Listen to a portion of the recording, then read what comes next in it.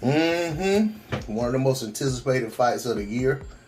One of the most anticipated fights in a while. At 147 pounds is going to go down April 16th. Just got done watching the kickoff press conference with Yordenis Ugas and Errol Spence Jr. Both guys look to be, look to be in shape. I ain't going to say they're on weight, but they're in shape from what I can see. And it looks like, both guys are in a good space, as far as being up for the fight. Both guys speaking in confidence and self-belief. Both guys talking as if they expect to win the fight. And I'll be quite honest, I believe both guys. I don't think either guy is up there speaking what they feel like the fans want to hear or need to hear. I think both of these fighters wholeheartedly believe that they have what it takes to best the other man.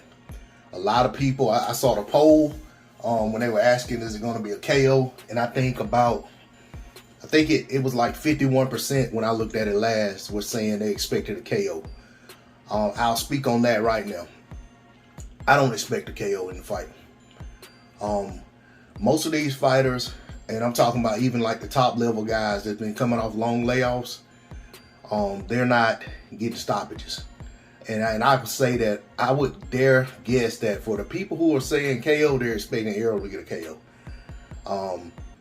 And I say that because when the poll came out about who will win, and they dropped, and the results of that was like 72, 75% Errol Spence Jr. So if you put those two together, then that says that the majority of the people on that live stream expect Errol Spence Jr. to stop Yordenis Ugas. I don't think that's going to be the case. I'm not going to say it's impossible.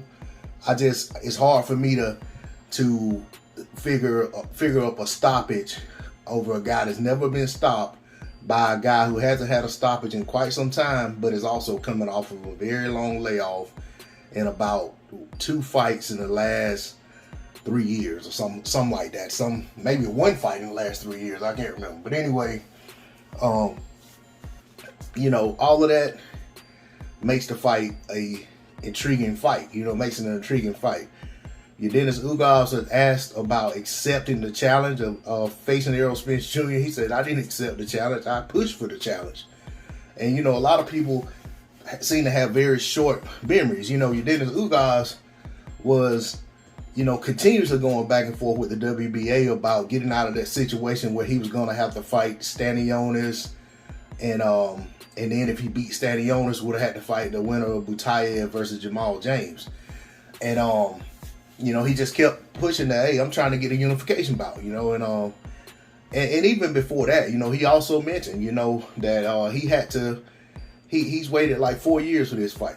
And I spoke about this on other videos saying, there was a time when Yordenis Ugas was supposedly the IBF mandatory around the time Errol Spence first became champion. And he was trying to get that fight, but he ended up not being the mandatory, ended up going, however it went, that guy, I forgot the guy's name. But anyway, I know the one dude was the mandatory, turned the fight down, didn't want to fight Errol Spence Jr. And then they eventually went with Ocampo as the mandatory. And then Ugas got into the WBC rankings and ended up eventually getting the fight with Sean Porter.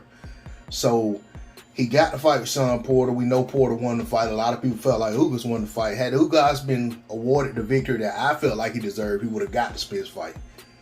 But it didn't play out that way. So, I just want to point that out to say that, Ugas, I agree with Ugas. He's not some guy that's just accepting an opportunity and therefore a payday or there to lay down. The guy wanted to fight for years, and now he's in an opportunity. Now he's in the situation where he has an opportunity. Errol Spence Jr., Guy could have came back and fought a very soft touch. Nobody would have blamed him coming off of that retinal surgery. He could have been fighting. I don't even want to call out people's name on me. I don't want to disrespect anyone. But he could have been fighting, bottom half of the top 15 for either of the sanctioning bodies that he holds belts in. And no one would have batted an eye because of the situation.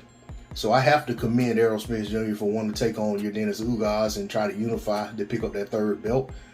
And I think it's a very intriguing fight. I feel like it's a 50-50 type fight. And I'll be honest, it's not, to me, it's just not a fight that going in, I feel like there's a foregone conclusion that we just know who's gonna win the fight. And those are the type of fights that some of these so-called, upper echelon guys find themselves in sometimes, where, they already know there's not even much conversation about who's gonna win. And I understand that some people feel that way about this fight, but me personally, I think Yordenis Ugas has a real chance in this fight. And I think that lends itself to the intrigue, and it also lends itself to why this fight is worthy of the attention that it should get. You know what I'm saying? It's not just some guy showing up to lay down. And I think that's been proven time and time again. If you look at Yordenis Ugas and how he's resurrected his career like a phoenix rising from the ashes. From a guy who basically had walked away from the sport and then walked away young and then got back in the sport and worked his way back to this position. So I can't wait to see the fight. I take my hat off to both guys, and I'm eager to see how the fight plays out, eager to watch the build-up of the fight and everything that comes out in support of the fight. And then I'm eager to see what happens after the fight. Because after the fight, I want the winner of this fight to go after whoever holds that WBO belt at the time. And let's get us an undisputed champion at 147 pounds. D-Lo 404 Boxing. Like, share, comment, subscribe. I'm out. Peace.